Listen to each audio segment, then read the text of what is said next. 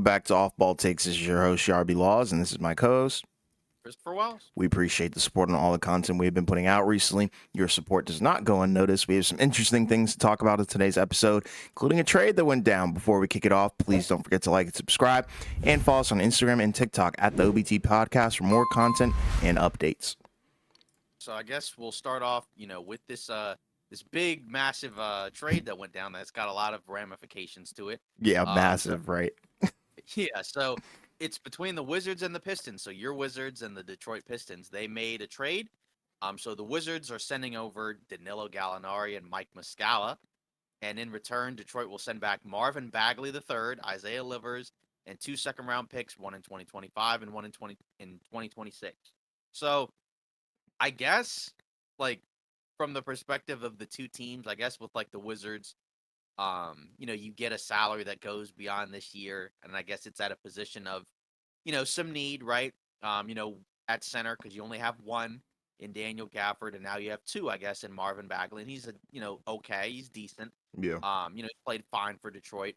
And I guess you could also look at it from the perspective of if you end up trading Gafford right at the deadline or something like that, then you have one center again, right? But you won't have zero centers. So I guess I think the Wizards with this deal they'll be over the cap. I think if I'm not mistaken, going into next season. Yeah. So that kind of I guess takes them out of the free agency mix. But they weren't really going to get free agents anyways, and I No. guess it kind of prevents them from like giving crazy contracts to players. Although like you could always do like a 1 or 2 year deal and you don't really suffer from that. But from the Detroit perspective, I think is where it gets a little more intriguing because it opens up at the end of the season, up to like 60 plus million in cap, I think depending on what they decide to do with Bojan Bogdanovic.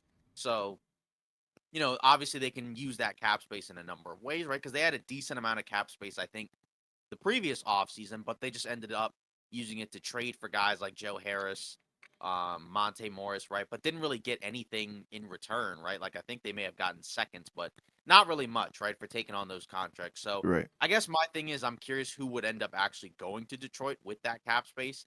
I mean, of course, you could always overpay, but I think also with the new CBA, you also have to reach the salary floor before the season starts. It's not like before where like you can go into the season with like no salary whatsoever. You have to fill out at least that minimum amount of space. So I do wonder what they end up doing with it. I mean, we haven't heard too many free agents tied to Detroit. I know Siakam has been a name if he wasn't traded there. But I don't know. Like I understand the process. I understand the reasoning and the potential for something there. I just don't know who would actually sign there unless they end up overpaying guys, which I guess you could do, and it won't kill you if it's for 1 or 2 years. But um, it's a weird trade, no doubt. But I think I'm assuming that's the process for these two teams. Is that like for the Wizards, we're bringing in somebody, try him out. If he works, we can keep him next year. If not, we can either flip him or do whatever. And then for Detroit, we freed up cap space on a guy that we probably weren't going to keep long term anyways. Yeah. I mean, honestly, this trade is probably one of the most insignificant ones that I've seen in a while. I was telling you before we even started recording, when I first saw the notification, I woke up to it, went back to sleep. Like, it was nothing like, it's nothing world breaking, groundbreaking news or anything like that. It is just interesting because these two teams are in pretty horrible positions right now. But they do and are probably making moves for the future for sure. So I am intrigued, what these moves are going to do down the line. But as of right now, they don't reshape anything. So, they're like you said, there's really more of a salary dump, I guess, for Bagley. And then we're also taking a swing or a chance on him. And then we also have the 2 second-round picks, which is pretty good. And I think we'll probably use them for ourselves. I know a lot of people have said we're probably going to use them for future trades, but I just think we're going to draft people. That's what the new regime is most likely going to be wanting to do. So it should be interesting, what Bagley's going to do for the Wizards. That's probably the main thing that I'm looking at is, is he going to start? Is he going to come off the bench? I'm going to assume he's going to come off the bench. But for a guy to be a former second overall pick, I mean, these are kind of the chances that you would hope that he would get to prove himself because it hasn't really worked out. Didn't really work out in Sacramento. Didn't really work out in Detroit. So I guess this is his third opportunity. So we'll see. And then I think Isaiah Livers was also a part of this trade. And I He was. believe he played at Michigan with Jordan Poole, so that should be an interesting reunion, I guess, but probably won't make any waves. But yeah, I mean, I'm just glad that I don't have to watch any more, Muscala at center, Right. Gallinari center minutes. I was talking to you about that earlier. It was funny, and I thought that this was the funniest Wizards team to watch. It's comedic, Right. and they're not like historically bad. Like there's times where it's like, okay, we look good, and then there's other times where you can definitely see the flaws in the roster. And it is good that they are patching up some holes, uh, specifically at center with Marvin Bagley. So it is nice that we have some size now, I guess, but we'll see. The future is interesting for both teams, but right now these moves probably won't do much. Yeah. I mean, I also guess, from these two teams' perspective, it's possible that maybe more could be on the way, right? I guess, from the Wizards' perspective, you have a number of players, on that roster that we've talked about that could be Hmm. on the move. Some guys that are towards the top of the roster, some guys that are a little bit lower on the list. And I Sure. guess same for Detroit, maybe. I don't know, because I can't really tell what their plan is, but like I said, I know part of it would be to open up some cap, but I don't know if that means that they're gonna automatically just start trading off guys. But you know, either way, for the Wizards, this is year one of the rebuild. So they're kind of like, they're in it for the long haul, right? Where like this is kind of the foundation of building where, you're moving off some of these guys and sending them to other teams. And then, getting some picks back in return. So we'll see where it goes from there. Yeah. Um, so now I guess with that trade out of the way, now I think we're gonna get into our all-star picks. We talked about on one of the previous podcasts that we were gonna have to do it relatively soon, right? Because the voting for all-star starters ends next or this coming Saturday on the 20th, right? And then I think not too long after that is when they'll announce the starters. So we figured we'd get this not out of the way, but be ahead of the game and kind of, just put our all-star teams out there. Um, obviously, some of these I think will end up being a little different, right? Because like we based it off of, like who we think should start, who Right. should be reserved, based off of some of the level of play. Because there are some guys that I think that we have maybe on some of these that will either be flipped in terms of a starter or reserve. Right. Um, and then also like it could change because like some guys, you know, will inevitably miss more time or they'll just be unavailable for the All-Star game. So then, certain guys that don't get in, right, they'll be injury replacements for other guys, and then they'll be able to get in there. But we'll kick it off and we'll start it with the Eastern Conference. And I guess, I'll go first, Okay. right? Cool. And I'll start with Tyrese Halliburton. So I think, that's my first guard spot. We've talked about him a ton and how great he's been this season. Obviously, he's hurt right now. He has played 33 games, so he's been up until this injury. He was pretty healthy. Um, so it kind of sucks. So we'll see how long he misses. But regardless, he should be an all-star starter anyways. Averaging just under 24 a game, 4 rebounds, 12 and a half assists, leading the league in assists. Almost 50 from the field, 40 from three, 87 from the line. PER 26, right? 2.5 turnovers, which is great. Um, leading the number one offense by a wide margin, although as of late, they've actually been doing relatively well in these last few games since he's been out, which is nice to see. But regardless, I don't think a whole lot has to be said about this one. I feel like he's been the best guard in the Eastern Conference this year, and I think that play should be rewarded with the starting spot. Yeah, agreed. That was also my starting point guard. You hit the nail on the head on everything, on the numbers and all that. He's been flirting with that, 50, 40, 90 number for, I think, a couple of seasons now. So it should be interesting if he can actually hit it. I hope he does. But, the key is he is hurt right now, and he may miss even more time beyond what his initial I think it was supposed to be reevaluation time period was going to be. So that's something to look out for. But regardless, he does deserve to be the starting point guard for Team East for sure. Yeah. So I guess, since we both basically had the same pick, so I Yeah. guess I'll go again. So Mm-hmm. with my other starting guard, I think this one's maybe potentially a Zag or a Zig, Okay. whichever one you want to look at.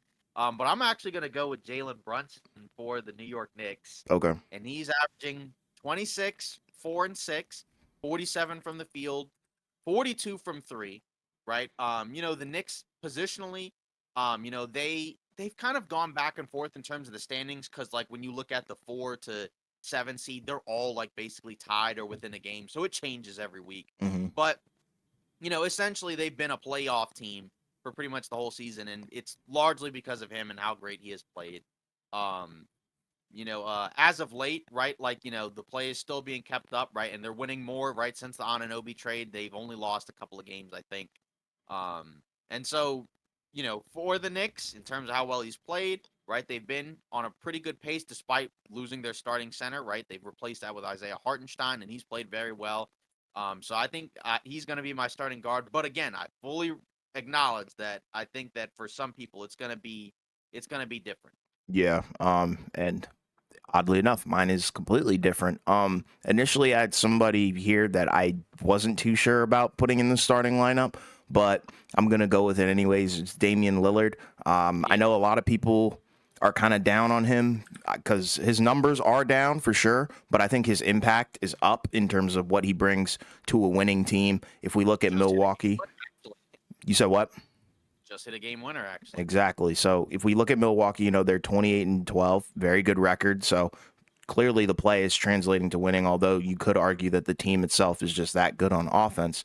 But regardless, his stats, they're, like I said, they're a little bit down from previous years, especially from last year. Last year was averaging 32, but that's through 58 games, but through 36 he's averaging 25 points, 4 rebounds, almost 7 assists. Efficiency is a little bit down, 43% from the field, 35 from the three. But regardless, I think the pairing of him and Giannis Antetokounmpo has looked pretty good on offense. They're still working out and ironing out the details, the small stuff, but regardless, it's definitely working. So that's a good sign. And like I said, I think, the things that he does in the fourth quarter are what I value the most about him. He's one of the most clutch players in NBA history. And Dame time. So, and like you said, he just hit a game winner tonight. So kind of just goes to show you why I have him in that category. I think he's kind of one of one. Yeah, I think like you said, despite the efficiency, he still played pretty well this season. Yeah, Because otherwise, right, I mean, the record would be worse, right? If he was having, a significantly worse season. sure. It's about online with his career averages. I think a little bit lower. But he is 33, going on 34. But also now he's the number 2 guy. So I mean, Yes, like, that kind of makes sense that the numbers would be down. You would hope for the efficiency to be higher, but still, regardless, like you said, they're winning games, so that's kind of the biggest thing there. And exactly. if you're winning games, right, like, and you're playing really well, right, then you've earned a spot, on that All-Star list, regardless. Absolutely. Yes. Next up, I feel like these next three are probably going to be, You might as well just say all three of them. yeah, pretty in sync. So, like you said, I'm just going to do all three of them Yeah. right here. Tatum, Giannis, and Isaiah Hart. No, I'm joking. No, that Joel would have been good. That would have been. Joel Embiid. Right. So all three of these guys, right, they're basically the best individual players on the top 3 seeds in the Eastern Conference. I mean, and they've all had terrific individual seasons. I mean, Yes. Giannis, right, career high in points, 31 points, 11 rebounds, 6 assists, 60 from the field. Horrible from three though at 24%, but it doesn't matter, right? Because you're shooting so well, inside the 3-point line. Mm-hmm. Jason Tatum, right? We look at his numbers, right? 27 and 8 with 4 assists, 48 from the field, 38 from three, which is good, right? Because obviously his 3-point percentage, um, the last couple of years had been a little bit lower, right? I think he was around 35, right, which is like just that league average. But Yeah. now he's at 38, which is good. And obviously the defense is still great, and the Celtics, right? They have the best record in the NBA. And then obviously Joel Embiid. We know his numbers, right, in terms of averaging 35 a game, 12 Mm-hmm. rebounds, 6 assists, 54 from the field, 36 from three. The issue for him is that he's missed a few games as of late. He's played 27, so that's fine. I know he's got, I think, swelling in his knees, so we'll see, like, if he's kind of in and out of games. I think he's supposed to be back relatively soon.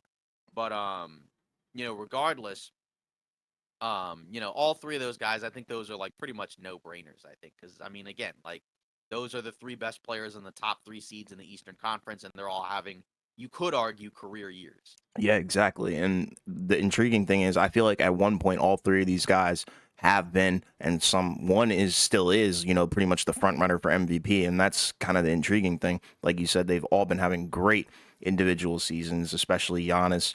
And I really want to say Embiid. I think Tatum is probably like the sleeper of the three, to the point where I'm not going to say he's like underrated, but a lot of people have kind of forgotten about him because there has been some sort of, I guess, wave of new talent per se in the East and West. So I feel like Tatum has kind of been swept under the rug a little bit. So I'm just trying to show love to him a little bit. But regardless, I think all three of these guys definitely deserve to be starters. No questions asked.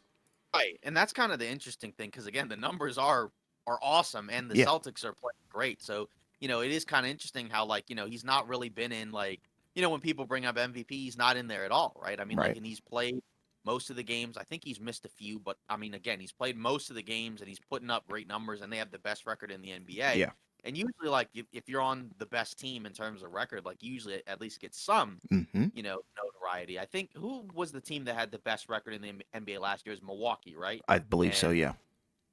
it was Embiid that got MVP, right? I think Yes. they were third in the Eastern Conference. So Yes. I mean, it's now because guys are putting up crazy numbers. I think the record may not matter quite as much anymore. Yeah. It's more so about like if you have crazy numbers, but you're also relatively close in the standings, then you're probably more likely to win, as well as being healthy. Because the thing with Embiid is that if you miss too much time, right, then you're going to be at a point where you won't qualify for that at all. Because I think Right. he's got maybe 8-ish or so games to go before he doesn't qualify for Okay. that. So hopefully he That's can something to watch.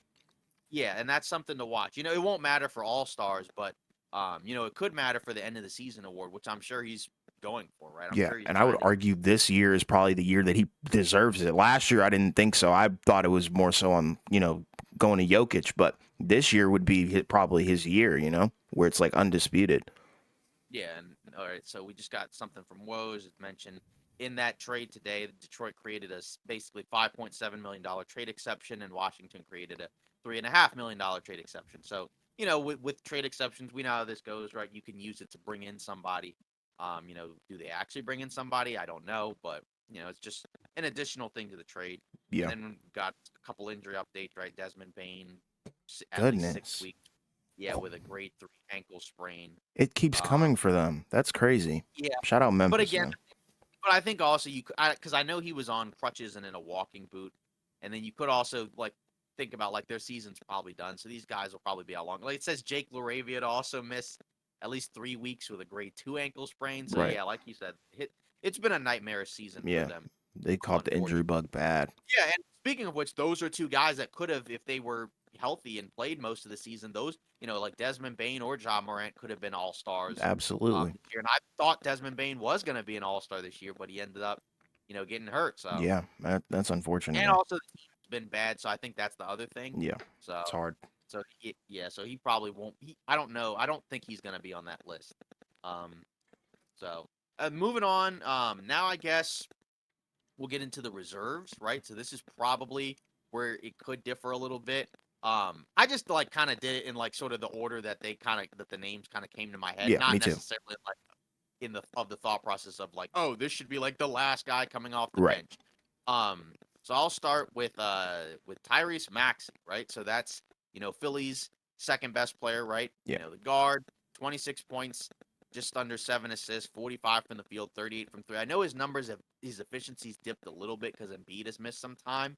But still, right, I think he's easily the front runner for most improved player. He's had a great season. Philly's been really good, right? His rise has been one of the non-Embiid reasons, right, for why they've been really good, right? Yeah. They're one of the best, I think, most impactful duos in the league, right? By the numbers.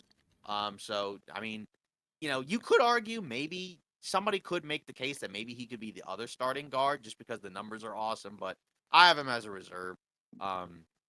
But either way, I think he absolutely deserves to be on this list because of those things.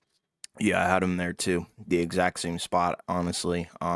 For the same exact reasons, I think we all knew that he was going to be like really good. I just don't think we expected it to be this soon, and that's kind of one of the reasons why I have him here because it was pretty much an overnight success. Like we saw glimpses and flashes of it last year, not so much in the playoffs, but throughout the regular season, yeah, sure. And then now coming into this season, we're like, okay, what does this team look like without Harden, and what does it look like with Maxey commanding the offense with Embiid as his number one guy?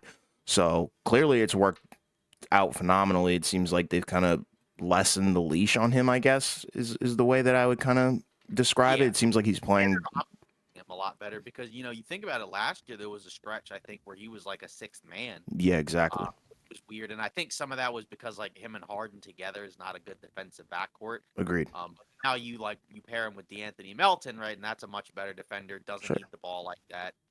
And he's been able to take advantage of all the extra touches he's getting now. So Yeah, and it's like you said, it looks like he's playing more free. And that's definitely one of the contributing factors to why he's an right, should be an all-star. yeah, like he's also just added on to some skill sets. Like now he can shoot off the move Yeah. and find that with his speed. That makes him really Yeah. difficult for certain types of teams to guard. And his finishing has Really. gotten better too. Yeah, exactly. So yeah, because it's not just that he can blow past guys. He's also got enough kind of strength, to kind of finish through contact. So that's Yeah. pretty cool, I think. Mm-hmm. Um, then moving on. Next up, Jaylen Brown for the Celtics. I don't think this is any surprise, right? I mean, again, the Celtics have the best record, so you'd expect, a couple All Stars up there. And I think with Brown, even though like the numbers look, technically like lower in terms of the counting stats, I think you could make the case that this might be the best he's ever played. Primarily like when you look at the efficiency, right? He's shooting like 50 from the field, 23, 5, and 4, 37 from 3, right? Which I know he's had a couple other years where he shot better, but it's better. But it's been higher than the last couple of seasons, right? Mm-hmm. Season 4, it was like at 33 and a half. The year before was at 35, but now 37 from 3. The turnovers are a little bit down while the assists are the same. Still playing great defense. Now he's taking advantage of the fact that like there's another offensive threat on the floor other than just him and Tatum. Right. That's pretty consistent, right, in Porzingis. So I think he's absolutely deserving of, being on this All-Star list. And this was something where we kind of talked about early in the season when it kind of looked like he was sort of trying to struggle figuring out like what his role was on the team. Mm-hmm. And you could see like stats would kind of fluctuate a lot, right? Where he would generally play pretty well at home and then on the road it'd be a lot worse. But I think he's figured that out now. And I think he's picking his spots a lot better. And I think that's where you're getting, like I said, I think this is the best version that we've seen of him. Even though again the numbers are down, I just think like that, the efficiency combined with the impact and finding his place on this, team where like, yeah, there's going to be some games where you may not necessarily get like 40 points, but like, there may be games where you could get like 28 or Yeah. 35, right? And like you get all of these, great looks because the defense is so much more focused on like a Jason Tatum, and a Porzingis together. So, Yeah. he's definitely deserving, I think, of this spot. But I think this is no surprise. So. Exactly, and it's kind of intriguing. It seems like he's also mine as well for this spot as well. Just needed to point that out. But yeah, it seems like when they need to go to him, he's definitely stepped up.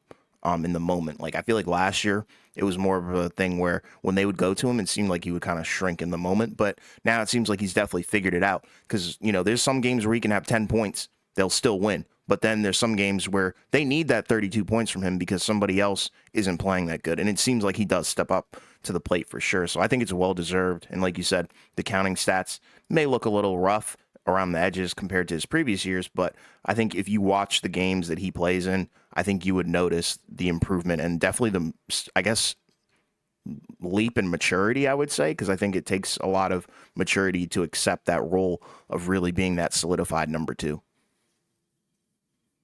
Yeah, exactly. And I think that's, again, that combined with, Tatum and then also like Derek White, right? You're getting the best version of him, Sure. which, some people might make the case he could be an all-star.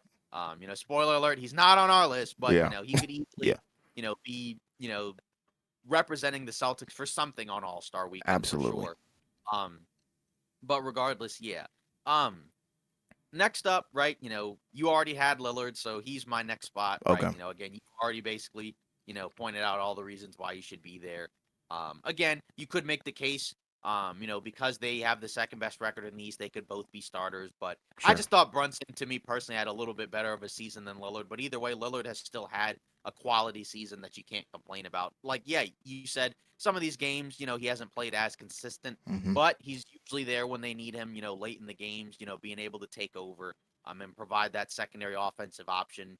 When Giannis needs a little bit of assistance, right? Some of these games, Middleton's been in and out at times, right? So, like say, I think tonight Middleton didn't play, right? It was the second night of a back to back because they played Golden State the day before. Hmm. Um, so yeah, I think this, basically his offense has been just what the doctor ordered, I think, for Milwaukee. Obviously they still need to clean up, some of that defense, some of those defensive cues. Absolutely. But they can score though, and I think in an All-Star game, right? This is a guy where he can heat up, at a moment's notice. And I mean, again, like I have no issues with Lillard being on the list. Like I don't, he's not been bad. I think Bucks fans overall, if you ask them, I mean, I haven't talked to any, Right. I but don't I even would know think any. that they'd be yeah, I would think they'd be relatively pleased, with the way that Lillard has been for the Bucks this year. I'm sure they miss Holiday's defense, but I think you still can't complain about Lillard's production. Yeah, agreed. The guy In on fairness, what's yeah, up? and in fairness with Holiday, he was an All-Star last year. Funny enough, this year I think his numbers have been kind of down. I mean, you expect that just because there's more options. Yeah, It does feel like he's a little bit of a step slower at times.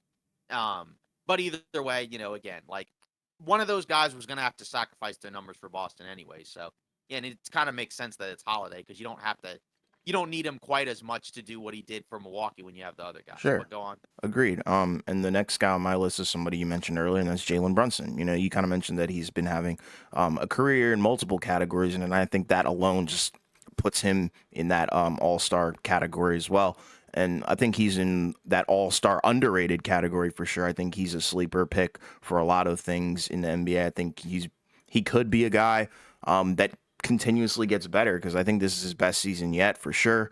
And he definitely seems like he's found his footing. He's the commander for the Knicks offense, and you love to see it. And there's just nights where he looks borderline unstoppable. They may not win sometimes, but regardless, I think the Knicks is probably one of the most intriguing systems because it seems like it's completely built around Jalen Brunson. And I love to see it. Yeah.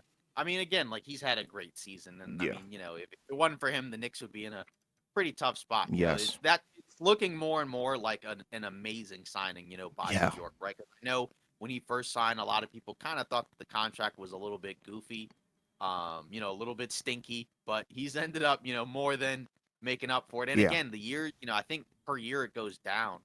And he's gotten better, right? Yeah, So which is that's kind of the crazy. interesting thing. Like, yeah, now he's making less money than he was the year before. And I think he's going to be a first-time All-Star this season for sure. Yeah, and it's like looking at his numbers, like from that contract year, because what it would have been that 2022 season, I think, when Yeah, he signed that right. contract. Like, he's coming off a 16 point per game season. Like, I think it was just great foresight on New York's front office to be able to kind of predict and see the growth. I think everybody knew that Jalen Brunson was going to get better and better each year, but not like to the point where he's looked in the past couple of years. Like, it's really, really amazing. Yeah, yeah. Again, like, and it was funny, right? Because they did all this stuff where, like, they hired his father. I think the Yeah. guy that runs the team, right, has a really close relationship with him. But it's Hmm. paid off, like, sense of like, if you don't have Brunson, you're in a different spot if you're Yeah. the Knicks, right? Because we saw what it was like before they got him. It's The horrible. first year they made the playoffs, and then the next year it was pretty rough. So, Yeah. um, moving on, my next pick, right, Donovan Mitchell. His name I think has kind of gone under the radar a little bit. Hmm. I think because the Cavs have been, even though their record is still like relatively solid, I think they are. I'm pretty sure, like as we speak, I believe they are still like 4 or 5 in the Eastern Conference. Yeah. Yeah, they're 22-15. It may change because I know the Heat won tonight, or maybe they're tied. But regardless, like they've still been solid despite the fact that they've had a ton of injuries as of late. Right, Garland's been out, Mobley's been out. And Mitchell's been one of the biggest reasons for why they've still been able to win, right? He's averaging 28, 5.5, 6 assists, 46 from the field, 35 from three. So the efficiency's down, but that kind of makes sense only because like there's, there's been less guys to turn to as of late. Hmm. Um, but either way, he's still, I think, lived up to the billing. Um, so I think, again, he's going to be one of those all stars again, for this year. Because again, he's the guy that has consistently put up great numbers. But like I said, just in terms of like the efficiency, it's a little bit down from three. But like I said, that doesn't surprise me just because again, there's less guys to turn to because Garland and Mobley have been out. But it is interesting how they've completely flown under the radar. I know part of it's because how they came out of the playoffs last year, right, where they lost in five, which was definitely an upset. They were the higher seed. We both thought they were gonna beat the Knicks, and they didn't. They lost in Yeah. five, and it was pretty rough. Now we're looking at the team a little bit differently. But for now, it was kind of interesting, right? Because when those injuries first happened, we were wondering, would Cleveland kind of just bail? I don't think we didn't expect them to trade Donovan Mitchell, but No. there was a possibility where, like, if they start losing games, maybe some other guys for Cleveland get moved, which could still happen. But for now, they're still staying afloat, and a lot of that's because of his play. Yeah. And he's on my list as well. So I might as well talk about him. It's the counting stats for me. That's pretty much why he's there. I mean, averaging 28 points in today's NBA, I think is a big deal considering the amount of scores that they are. So he's sixth in the league, I believe, in points per game. So that's really good. And it's tough because, like you said, he's playing basically with a hobbled Cleveland, and that's the hard part. But I think we've always been fans of Donovan Mitchell's game for sure, and I think it just translates well, especially to the All Star game. I think the sneaky athleticism, also the ability to heat up from three at times is pretty wild as well. So it should be fun to see him there. I think he's a lock for this. But I think he's in that category of like Trae Young, where people don't talk about him as much. Yeah, I agree. And now going on to my next one, just one Miami Heat this time, and it's Bam Adebayo. Butler I think has missed a few too many games, as has Hero. So Bam's been the healthiest. He's played 28, I guess 29 as of this recording. Averaging 22, 10, and 4. So I think basically a career year. Yeah, Essentially. Uh, I mean, 51 from the field, so the efficiency's a little bit down, but that's fine. I mean, again, this is the best he's been, and I think again, the progression from him, I think you like to see, right? He's still 26, so he's still relatively young. Hero and Bam, I think, have both played pretty well, really well this year. The issue is we just haven't had a whole lot of games where the main Heat guys have been on the floor together. There's been so many guys that have been out, yeah, right? They just won against the Charlotte Hornets, and then Jaime Jaquez Jr., right, who had been playing really well as a rookie, and now he's hurt. I mean, we'll see how long that turns out, pans out. But just injuries have been brutal, but he's been kind of one of their steadier guys. And I think he's been their best player this year, just in terms of like the all around stats. I know Jimmy is their best player, but I'm just saying in terms of just everything else, right? I think it's been Bam, and he's been the healthiest, so I think he's going to be rewarded with that All Star spot. yeah. Coming off the reserves. Yeah, and he's also one of my reserves as well. I think every single year he's gotten better and better, especially adding to his offensive game. I think the defense and the rebounds were always there. But in terms of his scoring ability, I think he's gotten better every single year. And like you said, there's been times where it looks like he might be the best player on this Miami Heat roster. And I think that should be, rewarded with him being an all-star because I don't know. I feel like he's also in that category where he's sneaky and underrated as well, just because the things that he does and the things that he brings to the court. Not a lot of people can do, and even big men. So, Yeah. And then going on next up, another guy that I have, kind of interesting, right? Because it's just his second year in the league. And again, maybe this is a zig or zag. I don't know, maybe. I But I feel like got I know Paolo. this. Yeah, I got Paolo me too. Banchero for the Orlando Magic. They have slipped as of late, Hmm. but overall, when you look at the numbers this season, 23 a game, 7 assists, or excuse me, 7 rebounds, 5 assists, 45 from the field, 36 from three. He was around 50 and 40, I think, at one point. I know Yes. it's dropped. I mean, that wasn't sustainable, but also so many guys for the Magic have been out. Even Yeah. Franz Wagner's been out. So, I mean, they've just been, had a killer, brutal stretch in terms of injuries. But the fact that he's progressed to the point where the Magic have been a playoff team. Again, they're in the play-in now, I think, because again, they've just had so many guys out. But Yeah. regardless, he's been a steady guy. Again, the shooting's been better, especially from three, right? Which I think is the big thing. The playmaking is still there, rebounding still there. I mean, again, he's added on to his game, and again, he was the number one pick. And again, Chet's also had a great, he's a rookie, so that he's had a great rookie season so far. But again, if you're Orlando, you can't be mad with having Paolo Banchero as the one pick because I think he's been great and I think he's been an all-star caliber guy this year. Yeah, he's also one of my picks as well. So I don't think it was too bad of a zag, honestly, because I was kind of thinking the same thing. But the development has been crazy, and this is kind of what we wanted to see from them. And we wanted to see from Paolo initially when we were first talking about the Magic and their good run in the first leg of the season. We were like, I think they could probably win a playoff series if they have a guy who gets beyond that 20-point mark. And so far, it looks like it's been Paolo. It seems like he's added to his game. The shot creation's better. Like you said, the playmaking has gotten extremely better. Efficiency is up. So I think it's a well-deserved spot, and I think he should get in. I think probably he'll get in through the media vote and the player vote as well, because I just don't think a lot of fans are kind of hip to his game yet, because he hasn't made any crazy waves. I think he's Yeah. he dropped a career high, I think, a couple weeks ago, like 44 or something. Yeah. Yeah. Yeah. I mean, the fan vote only really applies to the starters. I think the reserves are determined by the coaches. Okay. So for the starters, it's 50% fan vote, Okay. 25% media, then the other 25% is player. Okay. And then the reserves is determined by the coaching or coaching staff or coaches or whatever Okay. around the league. So yeah, if he's gonna, I don't think he's gonna be a starter. I mean, that would be a shock to the system. That would only be like if a bunch of starters were out, and even Yeah, then, no. he wouldn't be, I think, the first guy like to move from the second unit to the Yeah. starters. I think it would be somebody else. He's But going to either get way, in for sure, though. You have to have the young guy in there. yeah, he's gonna get in. Yeah. And then for my last Eastern Conference pick, this is a name that you had already mentioned, who's kind of gone onto the radar because his team has been so bad this year, such a disappointment. This was a team that we thought was going to be a lot better. This is a team that could look potentially very different, by the end of the trade deadline, and we'll talk about that after this segment. And Yeah. that's Trae Young, Yes. right? So he's averaging 27 points, 11 assists, 3 rebounds, 42 from the field, which is not great. 36 from 3. So, obviously efficiency isn't amazing, but I mean, I think he still played pretty well.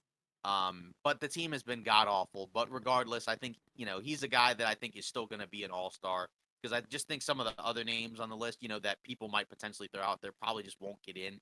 I think he'll still probably be voted in. Maybe he's not.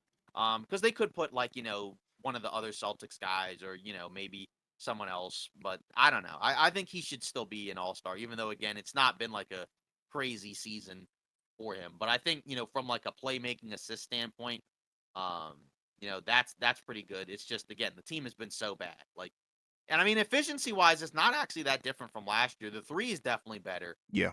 So that's nice. But again, I think the main thing is the team is garbage. But, Yeah. Yeah. regardless. That's Either also way, it my doesn't last matter. guy. Yeah, but either way, the record doesn't matter because there's going to be other guys that get into the All-Star game where their teams don't have great records. Yeah. We'll get into those as well once we get into the West. So. Exactly. Yeah. Records have never really impacted all-star stuff. It's more so about your stats and your impact, and also how much revenue you generate as well. But for my last guy, it's also Trae Young as well, pretty much for the same reasons you mentioned. The guy gets a lot of hate. I know, he doesn't really play as much defense. Like you said, the team itself hasn't been that great. But regardless, you can't really argue with 27 points and 10 assists. I think that kind of is just flying under the radar, and I don't know how that's possible. Like I said, I guess it's because, it's the Atlanta market and they're god awful this year. But regardless, I think he deserves to be in there regardless of the efficiency. Because, if he's not scoring, he is passing the ball. So you can't really argue that he's a ball hog or anything like that. And his passes are pretty spectacular. So look for some highlights if he's in the game. Yeah, I mean, again, like you said, it's never really been about the record because I Yeah. mean, it's all about the names. It's about Mhm. like you said, the numbers as well. Mm-hmm. So yeah, like he should be an all-star. It's just again, like it's just wild, just how how rough of a season it's been for them. But Yeah. moving on, I think those are Eastern all-star picks. I think pretty much all of them were the same, right? I mean, I Yeah. think Different even order. even the order was basically the same, which is kind of scary in a Yeah. way. But I mean, It is. but at the same time, I feel like there's not like quite as many like names to just leave off in the Eastern Conference, Sure. just because I think in the East, even though there is talent, it's not as crazy as the Western Conference. I think the Western Conference is where our list may be different, and I then think they're going to be definitely different. I think be different from other people's lists as well. So Yeah. let's get into that. Sure. Um, So now we'll start off with the West. We'll start off with the backcourt. I know I didn't mention that, with the East, but, two backcourt guys, three front court guys. We'll start with the backcourt. I'll start off with mine, Luka Doncic. He has missed some games as of late, so we'll see how many more he misses. I think he's still doubtful for his next game that he plays. But he's averaging 34, right? 8 and 9, right? I mean, when you look at the numbers, right? Basically a career year. The efficiency is also the part that's pretty cool. Yeah. I know it's dropped a little bit, but it's still at 48.5. And the 3-point efficiency is really the part that's really cool, where he's shooting 38 from three, on a career high 10 attempts a game, which is absolutely insane. I mean, again, like in a lot of, Kyrie's missed a lot of time, and, Luka at times has almost kind of single-handedly like lifted the Dallas offense, to wins, Hmm. individually. And again, they're still in that playoff hunt. I know they've kind of been a little more up and down as of late because, again, guys have either been in and out or they've just had weird games. But regardless, I think he's kind of one of the obvious, like, one of the obvious backcourt guys, I think, on this list, East or West, just because of how great he's been this year. And Yeah, I think that's he's kind of the theme that we're seeing. There's a lot of guys that are having career years. he's also my first all-star for the West as well. Like you said, the numbers, they speak for themselves. 33 points per game, 8 rebounds, 9 assists. That's pretty wild. And like you said, the efficiency is really what puts it over the hump, because it's like you can average numbers like that, I guess, and be like, a piss poor shooter, but he's doing it on numbers that make you go, wow, he's actually, hitting all these crazy shots. He's not just ball hogging or anything like that. And yeah, the supporting cast around him has looked really good. I think it's probably the best that he's ever had. But regardless, hey, I think he deserves to be in here for sure. I think, people would probably argue that he might be the best point guard, right now, but I know that that's kind of a controversial topic due to the fact that, that it's a saturated guard, I guess, room in the entire NBA. That's the best way that I could put it. But he definitely deserves to be, the starting point guard for the West. Yeah. Sacramento should probably be a little bit upset that this guy isn't on their team. Yeah, Because the guy they picked has now bounced around to, I guess, what is this now? His third team, right? Marvin Bagley with yes, the Wizards. quite literally. Hey, But next up, for the other guard spot, I don't think this is a controversial one, but I know like some people may get slightly upset about it. But I'm gonna have Shea Gilgeous-Alexander okay, as my other guard. I know going into the season, I think I was the guy who I was, I'm not saying that he was not at all a top 10 guy, right. but I also made the case that like there are other guys that I think have proven I a little remember bit that. more. Yeah. Yeah, I think there are guys that have been more proven, but I think in terms of like what he's done this season, he's been more than a top 10 player. Yeah. Easily, right? 31.5 points, 6 rebounds, 6.5 assists, 3-point shooting a little bit down at 34, but 56 from the field, right, which more than makes up for it. 2.4 steals a game, which leads the league, just under a block a game, so also playing really good defense. Yes, sir. For the number 2 seed in the Western Conference, the Oklahoma City Thunder, right, one of the youngest teams in the league. And his play, has been one of the biggest reasons outside of like, the progression of other young guys, right? The addition of Chet Holmgren, who wasn't there at all last year, right? Jalen Williams. But obviously, you can't talk about Oklahoma City without first talking about Shea Gilgeous-Alexander. And I think, when you're talking about the best guards in the NBA, at least like over the course of an 82 game season, right? Because you can still say Steph like in totality, but just like from a game to game basis, right? I think you could make a case that either of these two guys, could be the best point guard, right? Luke or Shea. Yes. And I think that these are the two guys that should be starting in the backcourt for the Western Conference All-Star game in Indianapolis. Absolutely, and I 100% agree. That is also the guy that I have starting for the backcourt as well. Like you said, the numbers are crazy. I think he's probably third in MVP ladder right now. That's what I would probably put him at. Arguably could be higher and maybe should be higher, but regardless, the guy's game is insane. I mean, we've talked about it before. We talked about it last year. We talked about it at the beginning of the season. We talked about it, even weeks ago, where it's like there seems to be no, I'm not going to say like way to stop Shea. It's just like he gets to his spots and makes it look so easy, and that's what's so special about him. He can get to the mid-range, he gets to the rack, and can shoot the three sometimes. The three ball for him is probably the only thing that I would say needs to increase, but I mean, he doesn't really need to when he has, some decent shooters around him and he knows his spots. He gets to that mid range, and that's really his specialty. So I think he deserves to be the second guard in the Western starting lineup. So I'm really excited for this because I think that goes without question. It should be Luka and Shea. I don't think you can make a case for anybody else. Yeah, I definitely agree with that. Because again, like I mean, you look at what they're able to do on a nightly basis. Yeah. For their teams. I know, Oklahoma City's record is a lot better, but I mean, just in terms of the sheer numbers, I think Yes. I don't think you can really argue that. But again, it could always change, for some people, because I don't know if these two guys will actually be the actual starters, just because of how the voting process works. Right. But like these are who we think should be, the starters for the All-Star game. Yes, sir. Next up, again, the order may be a little bit different from the front court. I think I'll start, I guess. Should I start with the centers or should I start with the forward? You might as well go forward. All right, yeah, all right, then we'll go forward. And I think, again, you could argue somebody could be ahead, but I'm gonna put LeBron on there, mainly just because I think you look at the numbers: 25, 7, and 8, 52 from the field, 39 from three. The team's not been very good. 11th in the Western Conference. That doesn't matter. Yeah. Like when you watch the team, for the most part, it's usually been either LeBron or AD. I didn't really want to put both of them, on in the starting five, just because I didn't feel really good about having a team lower in the standings to have two All-Star starters. And I think it's kind of hard to put AD over Jokic, even though they've both played great. So I was gonna have LeBron on there. And I think he's probably gonna get on there also, just because he's gonna, what is this year? I guess 21 or 20 as an All-Star starter. I don't think he was an All-Star starter his rookie year. But regardless, that's who I have on there. But again, it could change. I just don't expect it to, because I know he's going to get voted in, by everybody. So that's not going to change. So yeah, I mean, I don't have him as a starter, but I do have to acknowledge, the greatness is there. It's not a hating thing by any means. It's just I'm trying to, to put another forward who's on there. Exactly. And I think, and I feel like I have an idea of who it is. You want to just spoil it for everybody? You want to just say who it is? No, you go ahead. Okay. Yeah, it's KD, by the way. So this guy, he's averaging almost 30. It's 29.3 points. The age is also a factor as well. Same thing with LeBron. I think you can make a case for both these guys, like you were saying.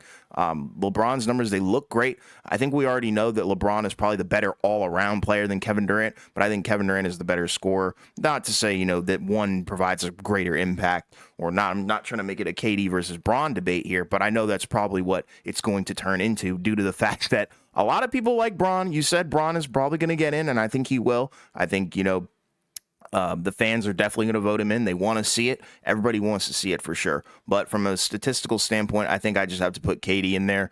I've just loved what I've seen from him, the 52% from the field, and then also shooting 47 from three. It's just really cool to see. I know he played 8 games last season. So for him to bounce back and be relatively healthy and look like he hasn't really lost a step or anything like that, hey, I'm all for it, and I think he deserves to start. And that might be a little bit of bias because he is one of my favorite players of all time, if not my favorite. The funny thing is I have Kevin Durant as the other forward starter, so there we go. So, yeah, 29 a game, 6 rebounds, 6 assists, 53 from the field, 47 from three. Pretty much like you said, all the reasons that you stated. Yeah. So I don't have to go much further than you. And he's been healthy this season. He's played 31 games. Out of what, I guess around 40, right? So he's only missed, I think he's basically been the most durable of the Suns' big three guys, right? They haven't played very many games together, but he's played the most. So I don't know if you didn't expect me to not have him on there, but I had him on there. So. I thought you would have, but I also thought you were going to put somebody else in there because I have somebody else. Right. And yeah, I'm gonna really be curious to see who it is, but I guess now you go into your next guy, right? Yeah. The next guy is AD. I know, a lot of people consider him a center at times, but I don't know. I've kind of always thought of him as a forward. I know that's kind of weird. That might be just because, I watched him in college and kind of grew up with him as a forward.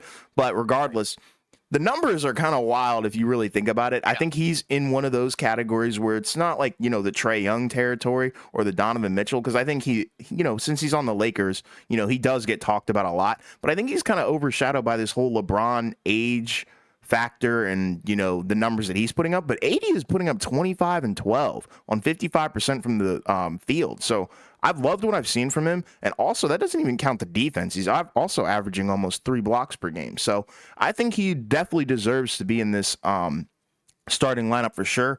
And I just felt that, not to say that AD is better than LeBron. That's the thing about these all-star stuff. Like, just because you're a starter doesn't mean you're necessarily better than somebody. But, I just think that AD just deserves this. And I think, Right? He's played great. yeah, Right. he's played great. He's played great. Not to say LeBron hasn't. I know that's probably going to be a big thing, Yeah. that people are going to try and make it seem like I'm saying LeBron has not played great. No, LeBron has played stellar. I just think Anthony Davis has played better at times. I And agree, he's but looked really good. I actually do agree with that. I think AD, has been, I think, well, not that LeBron hasn't been good because he's actually been good, but I Yeah, he's think been great. yeah, like this recent stretch of games, AD's kind of been the guy that they've kind of played through, a Yeah, lot more recently. And, some of it's been lineup changes, right? Like LeBron plays more point. So like, now he's kind of like exclusively like when they're starting off games playing through AD, right. right? Since D'Lo's come back, he's trying to kind of at times look for AD, so that's helped as well. Um, and again, like for them to like reach kind of where they want to go, he kind of has to put up like these type of numbers on a regular basis, right? Where, Yeah, he's averaging, close to 30 a game, you know, close to leading the league in rebounds, or if he's not, he's, one of the top 2 or 3, I think. And then also, like you said, getting all those blocks per game. So like, yeah, I mean, like, and I think I said this last year where I said like I think AD has been this season and last season their best player. I think LeBron's been their best offensive player, and I think because more people tend to look at the offensive game, that's kind of like, why it feels like, LeBron is their best player. But then like, when you look at, they and neither guy has missed a ton of time, so that's yeah, helped, kind of like see some things. But like, in the games that LeBron was out, up until the other night, right? Because AD was bad in the last game. But before that, right, like I think LeBron had missed 3 games and they won 2 of them and lost one of them. And the one that they lost was to Minnesota, no shame in that. right. But the games that AD's missed, they haven't won any of them, right? I think he's only missed like 2 or 3 games, and they've gotten completely smoked, and that's because of what he's able to do on the defensive end, Yes, and that's why when you combine with what he's also been doing on offense, yeah, I think that makes a lot of sense. I just had LeBron on there more so like from a like not even like a bias. I like one more than the other standpoint, but more just like I want to see him like get the record right. for the all-star starters or whatever. Yeah, But I he's think gonna like get in. like, if you asked like, a decent chunk of Laker fans which guy's been the better player as of late, I think most people would probably say AD because I think LeBron slipped a little bit, Yeah, but he's still been, good. You know what I yeah, mean? yes. And the thing that's very intriguing about the Anthony Davis stuff is his numbers are pretty much akin to almost, if not better than the title year numbers, which is kind of wild to think about. So just to give Laker fans a glimpse of hope, I know you guys are a little bit down bad right now, but I think there is hope to the point where, you might be able to turn things around with another magical deadline and with AD continuing to average these numbers and LeBron keeping up the stellar play. So I think Those both of them will get in. Both of them will get in. It's just a matter of placement. And I think you're right. I think LeBron is probably going to get in to the starting lineup probably over AD. Yeah, those guys have delivered this Yes. season in addition to all the others we've mentioned. And then next up is me. So, I think this one is relatively obvious, I guess, right? Nikola Jokic, Yes. for that other final front court spot in the Western Conference, right? Mm-hmm. Um, I know the numbers are a little bit down compared to last year, right? I know the scoring is up, but like the efficiency's down. He was shooting like what 63 from the field and Yeah. 38 from three last year, right? That's down to 58 and 35. Um, some of it just feels like at times that Denver's kind of just taking their foot off the gas a little bit this season. I think, when you're the defending champion, we saw it with Golden State, although some of that I think was just they weren't as good Sure. last year. But, just in general, a lot of times with the defending champs, they'll have stretches where like they look, you know, as good, if not better than the year before. And then they'll also have stretches where it's kind of clear like that they just kind of take their foot off the gas where it's like, all right, we can kind of cruise through like, the first 3 quarters, and then in the fourth quarter we can kind of just, take over, and close it out, right? Because again, Denver's still towards the top of the West. I think they're the 3 seed, but it's very close with those top 3 seeds. So he's still played great, right? Some people could easily make a case for him being one of those MVP finalists. He's going to be somewhere on the list as long as he's healthy, and he's been healthy. Um, It's, obviously it's just a matter of, can the other Denver guys continue to play well and step up like they did in the playoffs last year? And can they get another one of those young bench guys to come up? We'll see. But regardless, easily all-star starter for me. And again, that's my five. Yeah, that's also my five as well. Jokic will also be the starting center. I think there's no question. I think he's definitely the best center in the West. He's averaging almost a triple double, flirting with that number as per usual. And Yeah. really enough said. You went into it. But yeah, he's looked good. Not the best that we've seen him, but I think even then, like even if he's not the best version of himself, I think he's still the best center in the West. No questions asked. Yeah.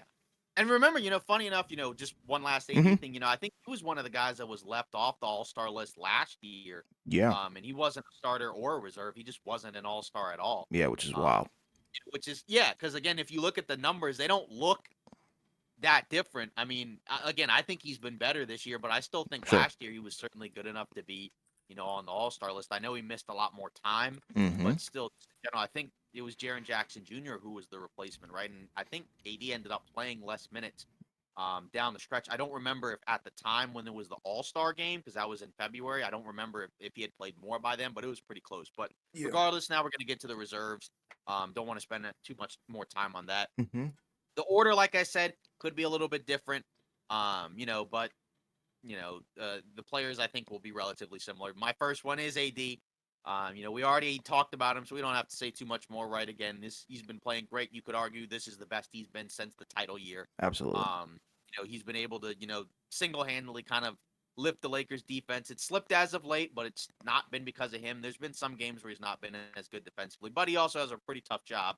When you consider, like some of the lineups and rotations that he kind of has to kind of support defensively, Hmm. but there's no way he should not be an all-star this year. I think I'd be pretty shocked if he was off the list, Yeah. regardless of whether or not he's a starter or a reserve. So, I mean, like I said, I don't have too much more to say on that one. Yeah, agreed. And I already went into my litany on AD.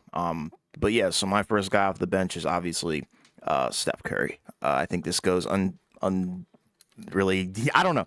This one's an interesting one because a lot of people will probably try and vote him in to be a starter, and I think it's warranted. But I think he's going to be a starter. yeah, but since Luca and SJ exist and they've been balling on the level that they have been, I'm sorry, I just can't put Curry over them. The numbers, they do look good.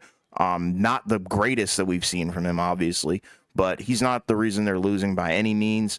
Still a knockdown shooter, still looks good for his age as well. That's a factor. So, yeah, he just goes in there. I mean, we already know what he does. He shoots threes and he's going to jack a bunch of deep ones. So, yeah, I mean, it's simple as that. He does more than shoot threes, but we already know that's the name of his game and he's amazing. Right. But I just have Luka and SJ over him, but he's going to be a bench guy. Yeah, and I think that's kind of where, like, you look at the numbers and they're, the counting stats are good. I think the main thing is the efficiency is way down. Mm-hmm. 44 from the field, 40 from three, which again for a lot of guys is still really Yeah, good. exactly. That lets you know how good he is or how Mhm. great he is. Mhm.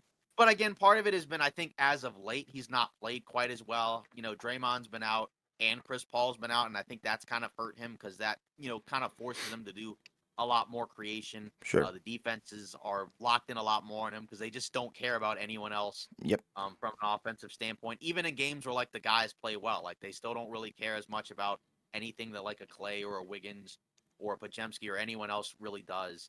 And that's been the main thing, right? Because again, he's had better. Like last year, he was better, but I think also like I don't know, like I don't know, like it's kind of weird.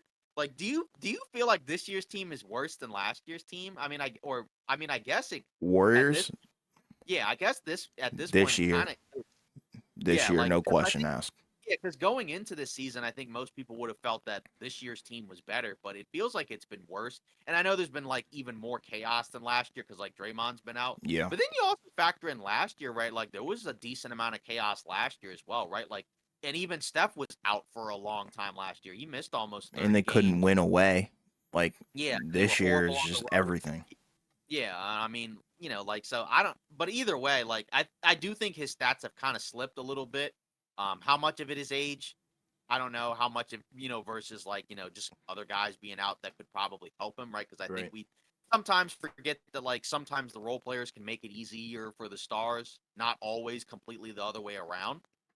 But either way, he's going to be an all-star. But I think, like you said, I just think the other two guys have just been better individually, and their teams have been better. Not that that matters a whole lot, but just those guys, regardless, have had better individual seasons. Sure. And I think that's why those guys are going to start. But it's kind of like the LeBron thing, where I expect Steph to still be an Yeah. all-star It's the starter, name.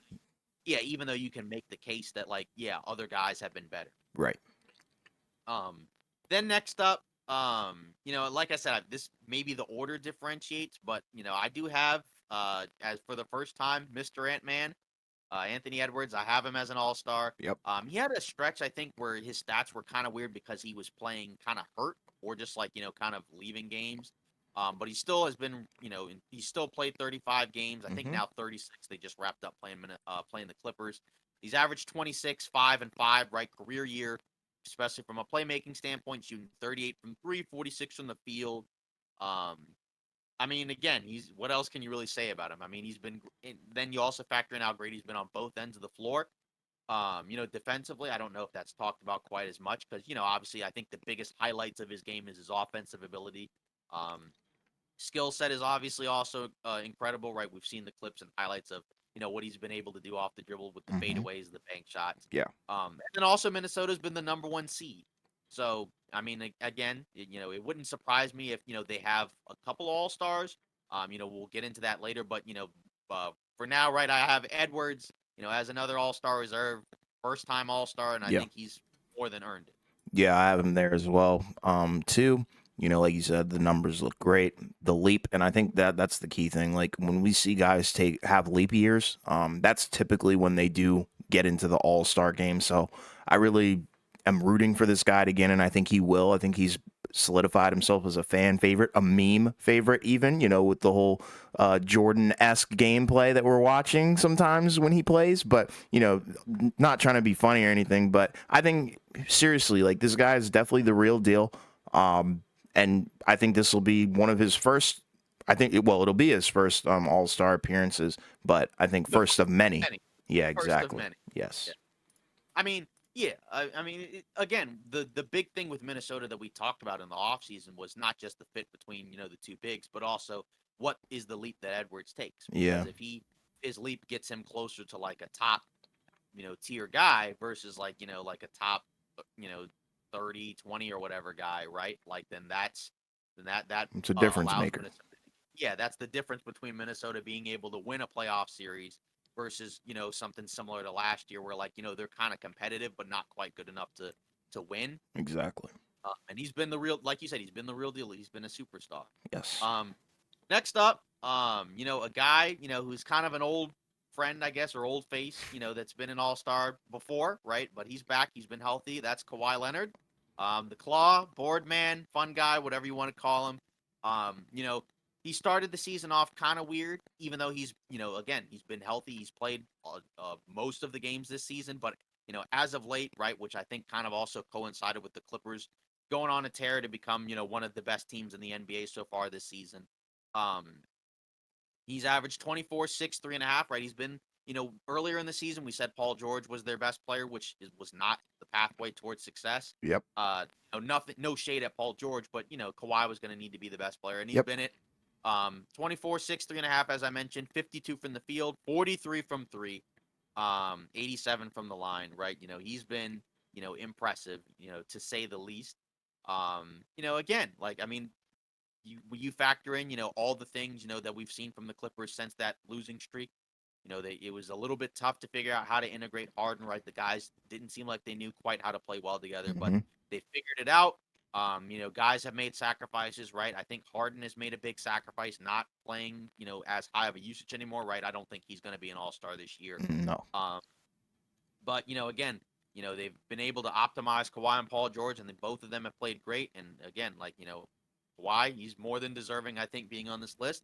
And he's also played enough games, which is the big part. Yeah. Because again, like we've seen him, put up great seasons in the past, but then like he ends up not playing enough. So Yeah. Kawhi is also another guy that I had as well. The elite two-way factor is definitely a big deal as to why he's going to be on this list for me.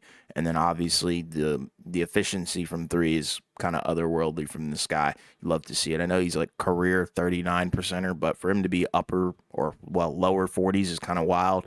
And yeah, like you said, the turnaround is amazing. And I think he definitely deserves to be there because, like you said, if he's the best player on the Clippers, I think that gives the Clippers a fighting chance, and that definitely should put him in that tier of, okay, yeah, you're an all-star. Next up, Swipa, De'Aaron Fox for the Kings. I have him on my list. This is another young guy, on the list that's having a career year, right? It's kind of wild to see, all these younger players who are, playing great, the best seasons of their careers. Mm-hmm.